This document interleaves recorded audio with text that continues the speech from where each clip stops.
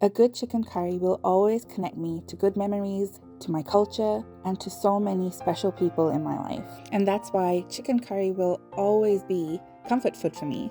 Like that one time me and my cousins were really upset that we couldn't go to a wedding that the adults were invited to. But my aunt, who wasn't going to the wedding, promised us a very special lunch that only us kids were going to get to eat and the adults weren't going to get to eat. My aunt's chicken curry is one of the best chicken curries that I've had in my life. It was only made for special occasions. And it made us kids so special to know that we got to eat that chicken curry and the fried rice and the adults didn't. For any special occasion, I would ask my aunt, could you make me that special chicken curry?